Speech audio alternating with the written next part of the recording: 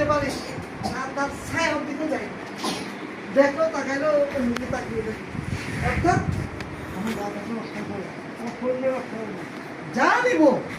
যখন বলবো তার চেয়ে আমি আগে পরিশোধ করবো তারপর ইনশাল্লাহ এরপর যেটা জিনিসটা আপনাদের বলতে চাই এভাবে আল্লাহর সাথে সম্পর্ক বৃদ্ধি করা ইবাদতটা খুব ভালো পারফেক্টলি করা এরপর সংক্ষেপে একটু বলি সাংগঠনিকভাবে আমাদের ব্যবহারের জীবনটা গড়ে তোলা সাংগঠনিকভাবে এতক্ষণ বললাম এমন কিছু কোয়ালিটি থাকা দরকার যে কোয়ালিটিগুলো থাকলে আমাকে আপনাকে আলোকিত করবে